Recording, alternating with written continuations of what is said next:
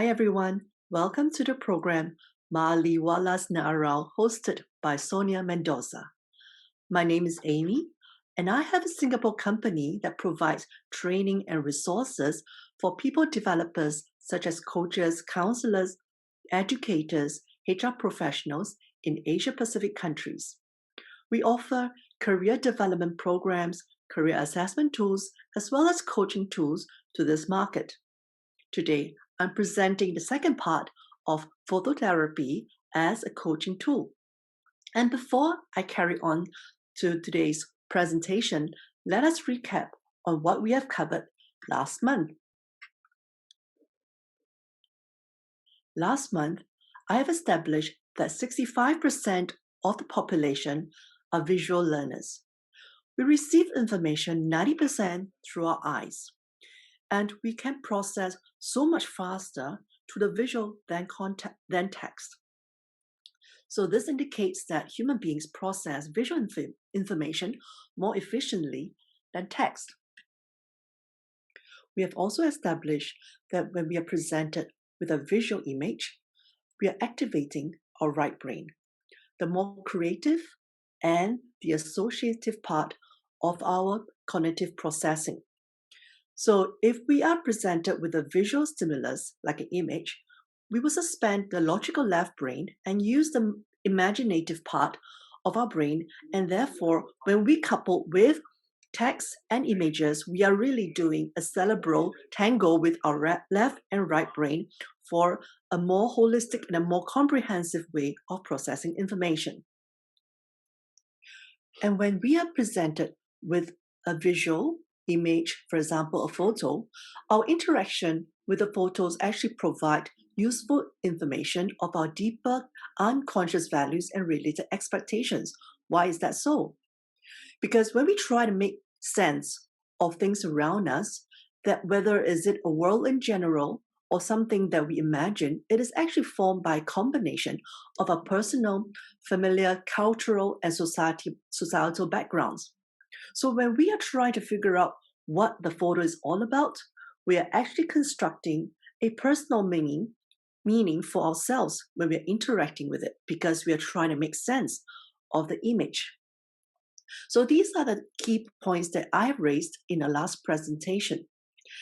And in today's second part of phototherapy as a coaching tool, I will be touching on learning from a case studies, and I'll also share some photo observation tips for us before we get into a guided process.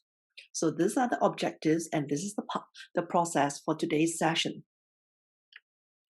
Photos are used successfully for therapy or development because the meaning of the photo is created through the clients becoming consciously aware of their own unique interpretation of the visual surface details and what it means in relation to their own inner map of reality. So we will use this image to explain the earlier 3 points that I have raised. And this is my narration, and therefore my memories that I'm going to share with you through this image. And I hope that through this illustration that gives you a little understanding, or maybe a deeper understanding of what I mean. So this is the photo I've taken 2 years ago, and I'm going to just describe what I see through these photos, and then we will do a connection on the reality and the meaning for me. So I can see in this picture of 3 persons interacting with an image. I'm not sure if this mural or this photo or of this painting is of any maybe relevance or it looks familiar to you, but it has a very strong connection to me when I look at this photo, because this is a scene that I actually experienced quite on a regular basis when I was young. And this is, I'm a Singaporean, so my grandma lives in Chinatown. And every holiday, I would go and stay with my grandmother in Chinatown. And occasionally during certain festivities, then there will be a stage set up, just like the one you see on the wall. And this is obviously a Chinese opera setting. And it has a very strong connection to me because I this brings back all the memories of me watching the the the drama, the opera, the singing, the dancing that's happening on the stage. So for me, it has a very strong connection, and I enjoyed the show. And obviously, not obviously, but sometimes in those settings of where there's festivities, there always be an ice cream man in a little truck right at the side. So these are treats for me because I don't get to eat such treats on a regular basis, and to able to savor an ice cream cone from that gentleman or from the uncle, it always been a delight.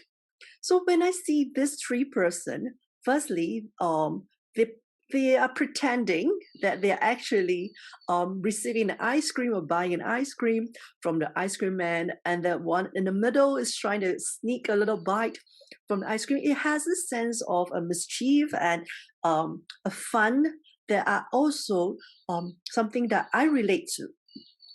So when I look at this picture, I'm drawn quickly to the mural because these are familiar settings. These brings back certain memories for me because those are actual settings that I was really involved in. And plus the ice cream, the activities around the mural are something that I was really a part of when I was young. So when I look at a picture, I was quickly drawn to what is familiar. Then I start describing what I see, and I start describing on the details that capture my eyes. And when I talk about those details, it just brings up certain emotions and certain joy that I have. It also brings up the kind of the feeling and the more intangible thought, more intangible, I guess, meaning for me. So when I in this narration, when we are actually interacting with the elements, along the same time, I'm actually explaining to you the kind of connection I have, and also the related context to this details inside a photo, and hence I have actually constructed certain significance to the different elements for me. So this is imagine I am a client that been received this photo and allow this photo to start sharing my insights or my thoughts on this photo, and in through the sharing, the listener or the coach or the client, on the other hand, is beginning to see uh, a, a map, a mental map that I have presented to the coach. So this is a short, brief illustration on how a person or a coach like yourself or a counselor like yourself could actually use photos, any photos, or it can be one that's chosen by the client, to come and have a little conversation on their insights of what's going on. So I hope that was an interesting illustration for you. So moving forward, as we think about the way we think of images, we're actually finding out or uncovering reasons for our reactions.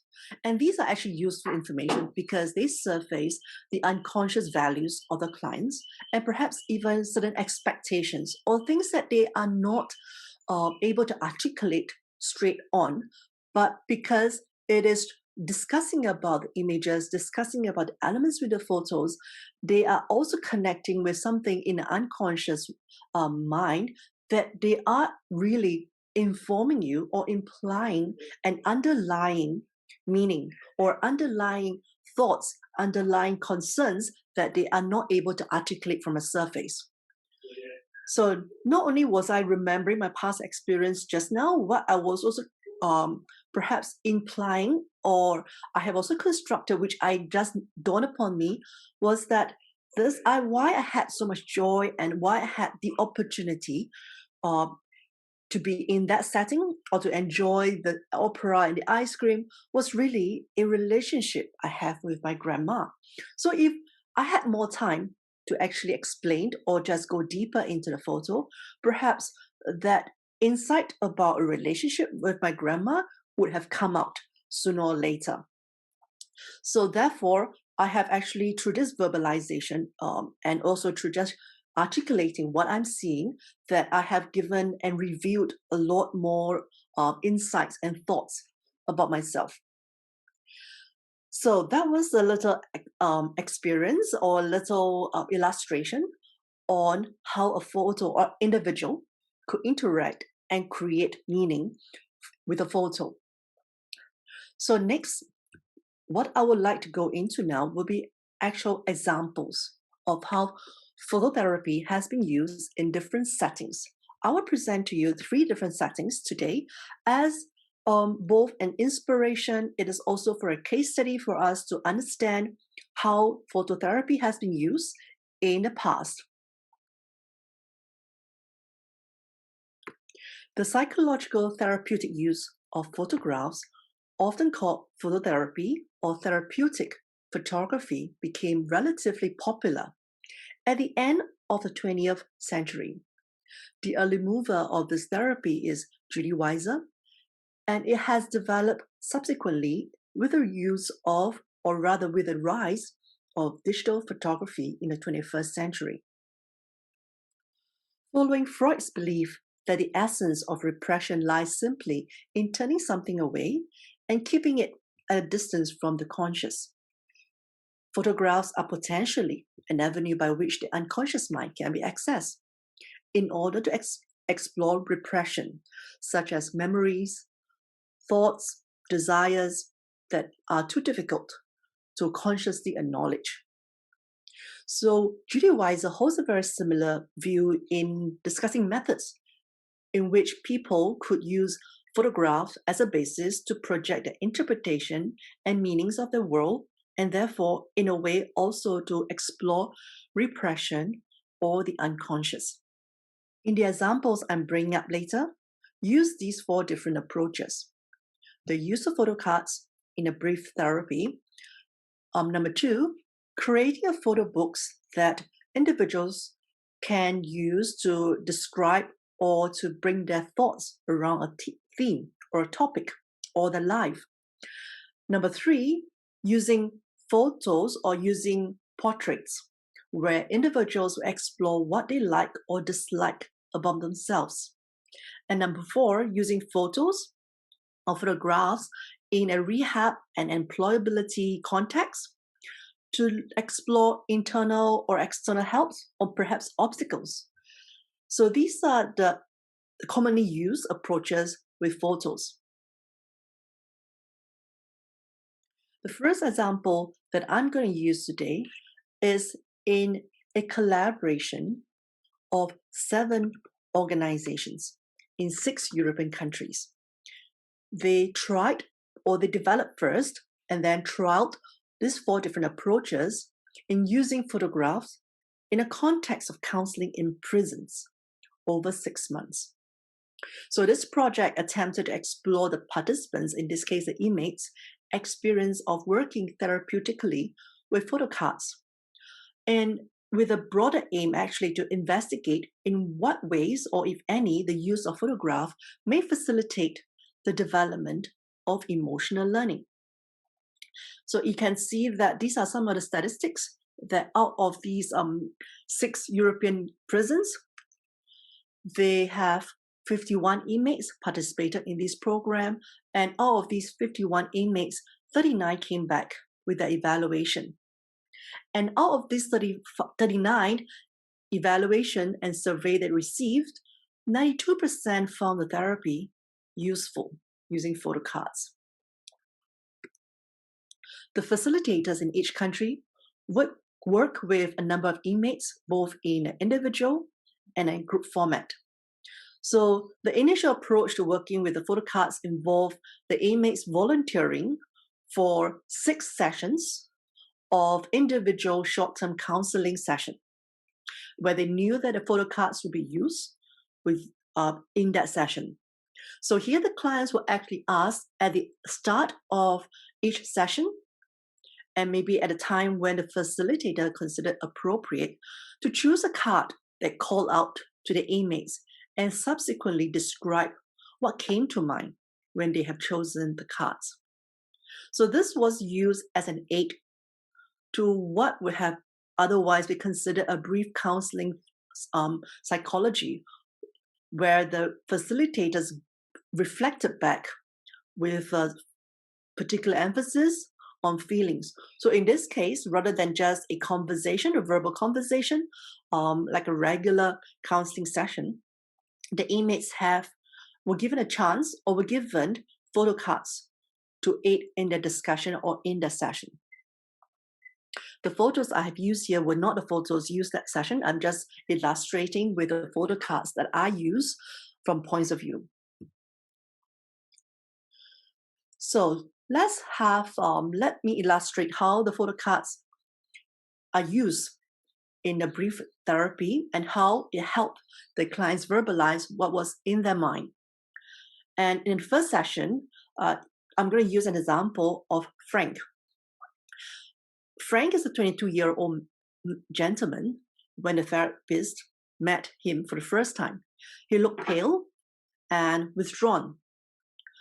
So Frank, on agreeing to look at the photo cards, picked one that called out to him, and it was a beach scene. Again, these are not the actual cards that therapists use. I'm just using this example just to give you a frame and give you a context of this illustration.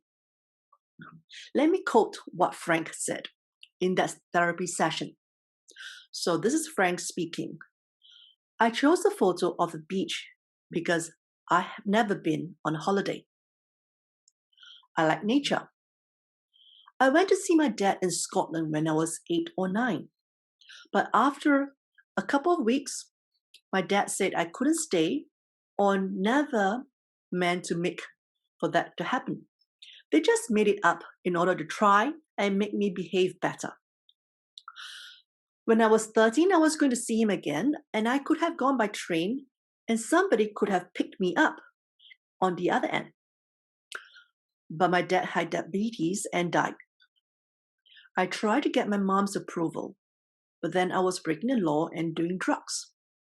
The youngest son of my mom had a different dad, so does the two in the middle. My mom moved to another area to get me away, but it was a dead-end town with people doing drugs, and I started to do Class A, and the offenses were more serious. I met a girl when I was 14 or 15. She was a proper girlfriend, but eventually we split up, and I couldn't deal with it. I self-harmed more, and we moved to a council house in another area. I used to wake up every day, and no one was in the house, other than my little brother, and I got wound up and cut myself deep really bad. Went to the hospital and hostel, and then foster family. I thought I could not trust another girl again. The end. Can you see that it was just a photo of a beach? And from the first sentence of Frank just narrating, not just narrating, he just explained why he chose a photo of a beach. Because he'd never been on a holiday and he likes nature. But he had carried on from that, from the connection to the beach, why he liked the beach, to a deeper explanation and sharing of his own, why he got into drugs, why he got into the crime. And you can see how much material can emerge so early in the session with the use of the photo card. So that was the first case study of Frank. Let me share with you the ways in which the inmates and facilitators describe and evaluate the experience of working with photo cards in brief therapy. Since this is not a thesis presentation and due to lack of time, I will not go into details on how the methodology of the sessions and the questions that were raised. I think what is interesting for you would be the analysis of the submitted response. There were a total of 19 participants' quotes indicating that the use of photographs in therapy was useful, as photographs facilitated the emotional expression, facilitated sharing and communication of experience, the thoughts and the feelings. So being able to express the emotions and talk about the anxieties and concerns were described as providing a sense of relief and to initiate in some cases, a change of perspective. Let me share a quote from one of the respondents, from a male inmate in a UK prison. The therapy has helped my inner soul, helped me speak about things I've never spoken to anyone else. And pictures catch your eye and tell a story. The second main theme that emerged with 15 quotes relates to the use of photographs being helping clients get in touch with their memories and experiences that they have forgotten during their imprisonment. So this was described as a valuable experience as it gave inmates a sense of being reconnected with their life outside prisons. This helped them reduce anxiety and increase hope. Photographs here were seen to be particularly useful in this process as the images brought memories from the inmates' past lives and also helped them imagine a different future. So let me give you another quote from one of the respondents. For me, the most important part were the photographs. They helped me remember my childhood years and times in the past. This is a male inmate from a Greek prison. So many respondents actually reported finding the use of photographs a very helpful way to learn about themselves, to gain insights, to make connections between events in their life, and also to begin acquire a new perspective towards their past and their future. Talking about photographs seems to facilitate self-reflection and to help inmates see their lives from a reflective position. So this inmate from Romania, and let me quote, "I discovered things about myself that I didn't know were there." How insightful is that? So working with photographs was experienced as a different life or different activities to ordinary prison life. So having the space to talk and participate in a meaningful activity provided a sense of contrast to ordinary prison life. And it makes it interesting and also valuable for the participants. What about a therapist? They also responded with the experience of phototherapy. Remember that this was a trial. This was developed from scratch, this program. So they had to be trained in using phototherapy. It was not a natural or the usual process in the therapy session with those inmates. So they have also reflected on the activities during the 6 months. And the facilitators felt that in associating pictures with events, clients open up about themselves and to themselves. So this enhanced their personal growth, awareness, and confidence amongst the inmate. In turn, this process enabled the participant to think about the consequences and the responsibilities of their behavior. Importantly, photographs were seen to help inmates better recognize and communicate their mental states. Thus, this will also promote emotional learning. So all 11 responders reported that the use of photographs did facilitate the inmate's expression, but they also stressed that the importance of a therapeutic setting and relationship categorized by safety, confidentiality, respect, and collaboration. So the photographs are an excellent instrument in which the inmates can easily open up. It helps the therapist provide a comfortable frame for the benefits or for the beneficiaries to express themselves.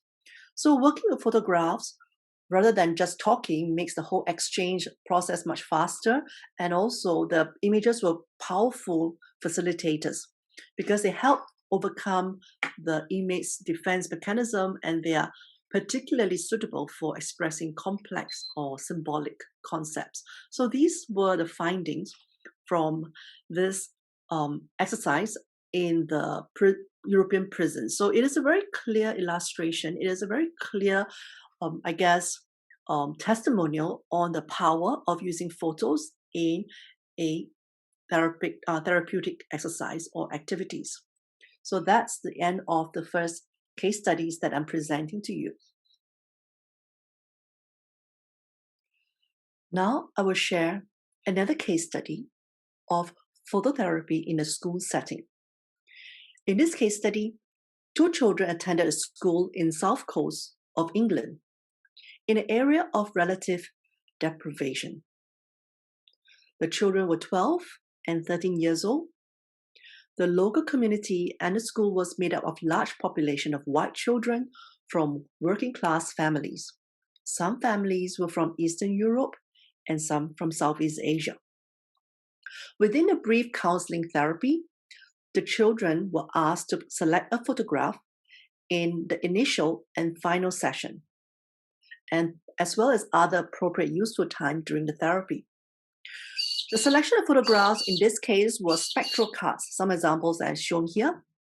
It is an associative set of 60 photographs created for practitioners to use within a therapeutic activities.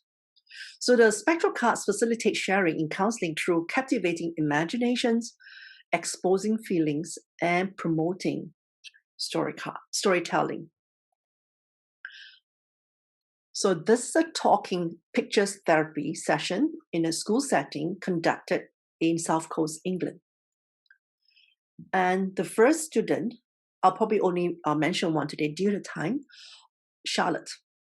Charlotte was 12 years old when she came for the sixth session of talking pictures therapy in a school. At the start of the therapy, Charlotte had chosen a photo that had a twist in it. She said she found it difficult to talk about her situation because her father had been run over and killed 3 years ago. And her mother had never wanted to know her, so she lived with her paternal grandmother and aunt. Her aunt had been in a psychiatric hospital from age 16 after being in foster care and was in crime.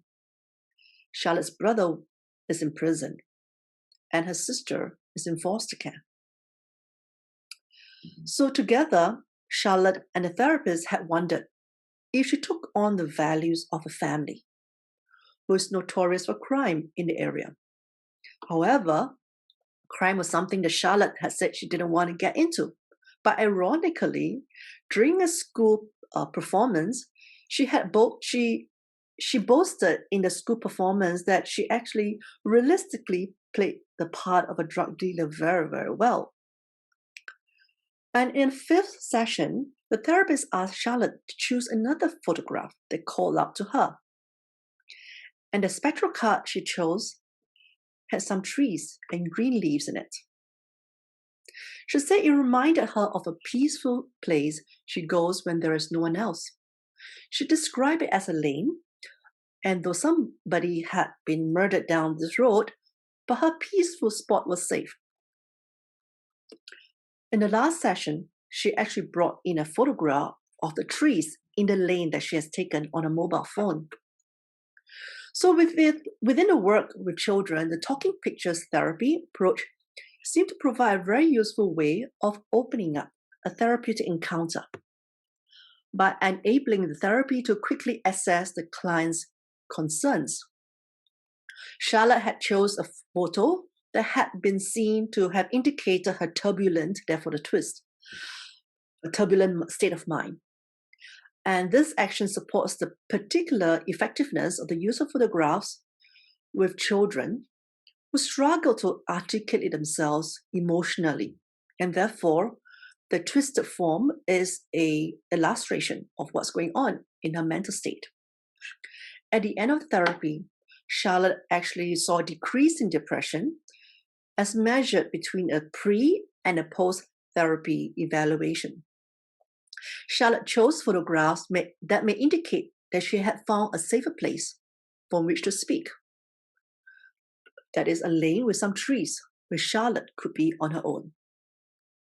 So it is considered here that photographs may be seen as a route to the unconscious with the working through of the child's projection and enabling them an opportunity to just have an emotional learning to take place. It is also important to find within the study that talking pictures therapy was, as a form of brief therapy, enabled the children to speak of their concerns. So in these examples, photographs is used as a descriptive device. And in this, especially for the evaluation, for example, the starting of the first card, which indicate a turbulent state of mind. Then during the course of the brief therapy, choose a photograph that indicate a calmer place. So there is a very clear progress made during the therapy. So this is the second example of therapeutic session in a school setting. So let's go and let's move gear.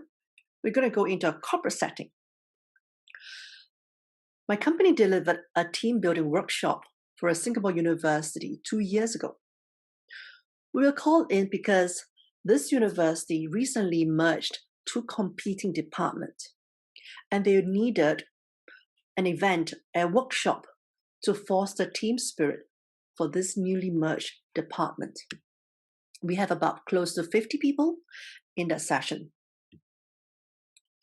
And in the very first process for the one-day workshop was to ask each member to select a card that they could use to share about something that others don't know about them. And second card is to explain or to illustrate and share what they can learn from each other. So this is an example of the faces during the activity on that very first process, where they actually had a lot of fun because they were actually using the photo cards to just to project who they are. They're not really seem to be they're not putting themselves as I am a fun person, but rather using a photograph and said, I've seen this. It seems to it connects with me because this is who I am when I'm doing this and that. So there was a lot of smiles within a group because they were actually very open. There was no defense or there is no need to hide anything. There was clear openness in the discussion. And in the next process, the participants used photo cards again, this time to talk about their team, to talk about the settings, the work setting, the work environment they're in.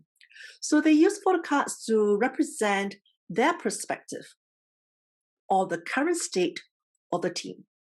And they choose another card to represent the ideal state of the new team. Again, because it is just using the photos to just describe the photos, there is no, I would say, no reservations. And they are able to even reveal the blind spots because they have not seen or they have not understood or able to see certain gaps or certain issues that has been implied but never articulate. So in the group settings, when they were asked to use those photo cards to describe the current state and what the ideal state would be, they were able to bring in their own, the points of view, and they were able to connect the dots after seeing the current and the ideal state, because the facilitator at the same time had allowed them to choose one more card that represents the gap on how they can bridge between the ideal and the reality. The results from that workshop was very illuminating for every participant, including the director of the new department, because he is now able to get a very open discussion from every member in the team that would not, on normal context or a normal setting, be sharing their thoughts about what they wish to have, what they wish to see. But because it was a very safe environment of just merely discussing the photos and then having fun, because they start seeing things they have not seen, and other people caught certain details in the image. There was a clear camaraderie in that group, and it was very highly engaging for the participants. So through the conversations, they were able to pick up the themes of what's going on. They're able to connect the dots for the issues, and the result was a very clear action and a very clear direction for the entire team, entire department. So unlike a regular, I guess, a process in a workshop where we ask the participants to brainstorm or to just note down or what they see, the pros and cons, a very logical approach towards facing a very challenging issue. By using an intermediary tool like a photo cards, it allows them to have this the openness to talk and the openness to just share freely. So this is the example of a photo cards or using a photo cards in a corporate setting. So I hope the above three examples were actually exciting and interesting for you. You may be wondering by now, so how can I include photos or photography into my work? As a coach, counselor, or educator, you can fully adopt the following process with, of course, the necessary contextualizing for your clients or for your target group. I will guide you through a process on photo observations. So before we get into an activity, let us have a little orientation on photo observations so that you can get the best out of the next exercise we're going to have. Let me share some tips with you.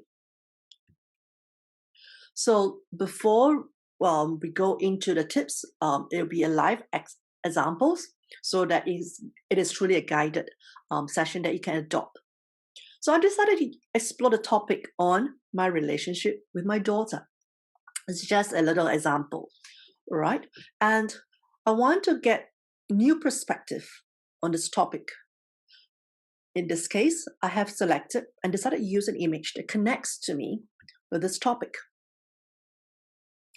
So to get new insights, I will first observe the elements inside this image, and I construct a story of what I see. In this case, I see a group of women on a beach. They are all seems to be dressed in a similar outfit. Perhaps maybe they are Coast Guards or they're there for some competition. So what is the connection to the issue in this case from the actual details, the factual details, in this case, a group of ladies in this beach? The connection to me with the issue in this case, I see different age group in this group of ladies.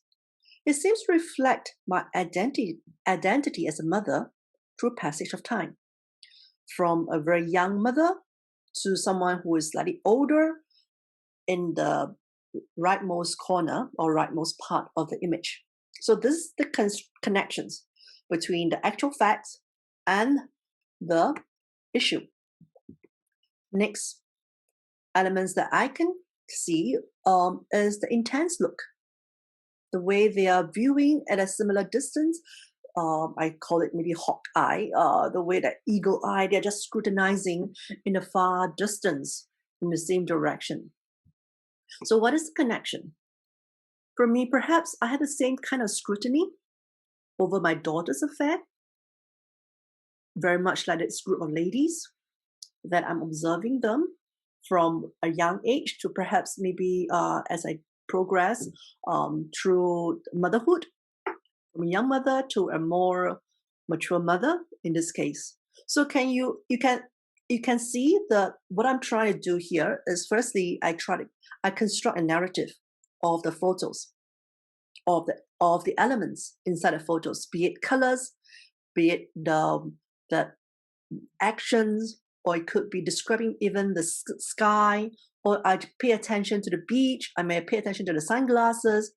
So whatever narrative you allow the clients or allow yourself to construct, in this case, you always connect back to the issue on what does it mean. In this case, what the group of women on the beach means to me in regards to the topic. So this is a little tip on a photo observation. So are you ready to try it out?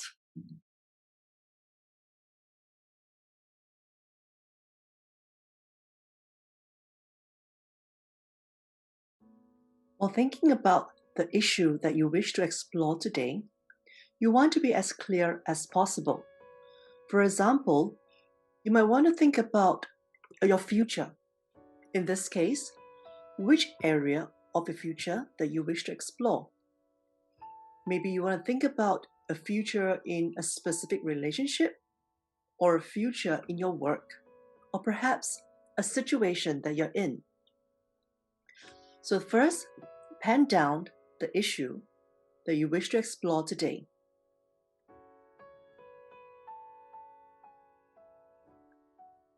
Now, I will pose the first question to help you process and explore deeper on this issue. The first question is, what has happened in the past? Think about the answers that come quickly to your mind and pen those thoughts down.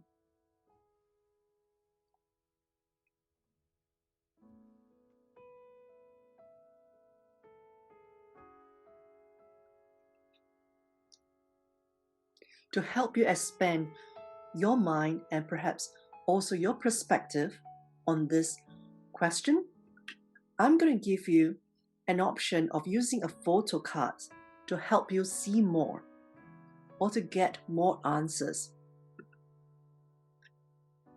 I have 4 cards here. They're all facing down, and I will review them shortly. Pick a photo that connects with your answer to the earlier question, what has happened in the past? Be as instinctive as possible while selecting the card. Because this is a live streaming, you are probably not able to reassess the recording or this video. So I would suggest for you to use your phone to take a picture of the card that you have selected.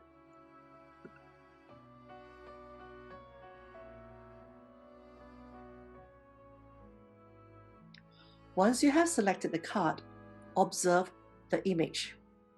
I will ask a series of questions to help you see more. Try not to pay attention to the word on the card. While looking at the card, you want to construct a narrative or a story. Firstly, you might want to pay attention to, or maybe you see something that connects with you in terms of your memory, something that reminds you of maybe a familiar object or familiar setting. Then what do you think is the story behind that photo? What was the photographer trying to capture with this image? More importantly, what are the connections of those answers to the question, what has happened in the past?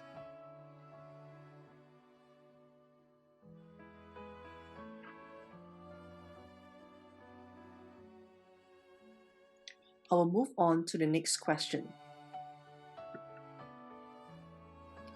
What is happening now in regards to the issue that you wish to explore today?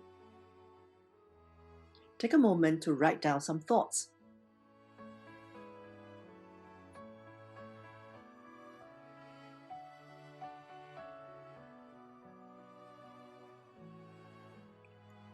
Again, pick a photo that connects with the answer that you have written down.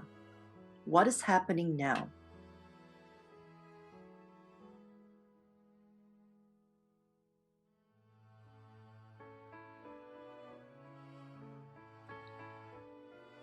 What has attracted you to the image? Which detail in the photo connects with you?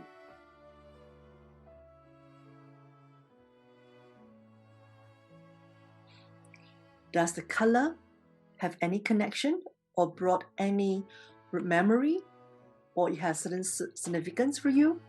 to the photo?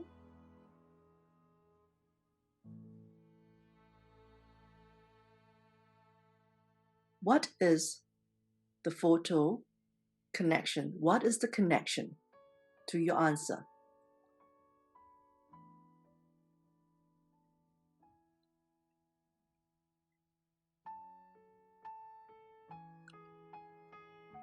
The third question: what potential is there in the issue that you wish to explore?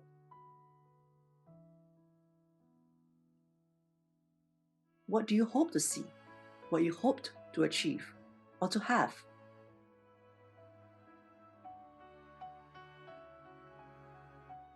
If you allow yourself to use a photo to bring some insights, then which photo card would you choose?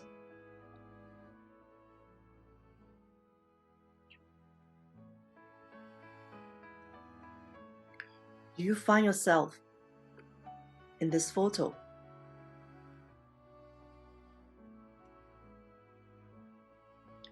And if there is something that you wish to remove from this photo, what would it be?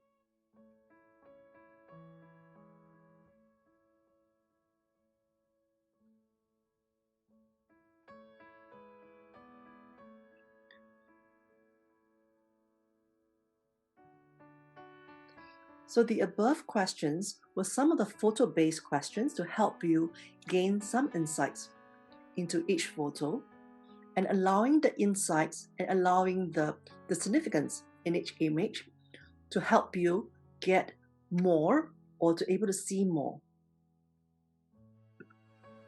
So from the above process, what is the most meaningful insight for you while looking at the past, present, and future of this issue?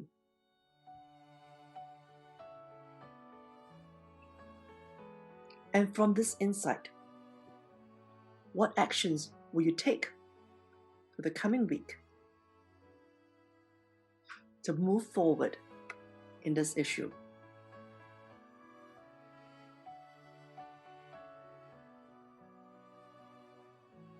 So the above is a guided process in exploring your past, present, and future regarding this issue, and you can adopt it to any settings, whether is it a therapy session or it could be a problem-solving session with your team. And it can also be a conversation that you wish to have with a client in regards to any topic. So it is a very adept, a very flexible process that you can put into any settings or for any purpose. So let us summarize on what we have covered today. We have talked about photographs and images are such a powerful tool in therapy session, in an education session, or any developmental session. So we have seen it with the true case studies that I have raised today, in whether it's at prisons or in a school setting, as well as a corporate setting. And I hope that through a little experience from earlier activities that you might actually also have a glimpse on the impact of using a photograph to expand your perspective. So conducting conversations with photos actually create a very safe space for a client and a therapist to have a very deep and very meaningful conversation. And weaving photo observations actually constructs meaning for not just only the client, and it also brings in deep insights to the therapist as well. So when we learn from the examples and how they have adopted it and through little activities, I hope that it is something that you could consider putting into your current work. So I've shared with you through the little activity a process where I construct a meaning, construct a story from the process, from the photos, and that I connect the dots. I connect the story with a meaning or a story with the relevance to you or to myself. Then finally, with the construct of a narrative and the connections to a meaning that will help you to move forward with a course of action, or it could actually help you to rethink of a new course or a new direction. and putting it into action for yourself and for your client. So that's a summary of today's session of what we have covered today. We have actually covered quite a lot of content, and I hope that you have benefited and you enjoyed the session with me.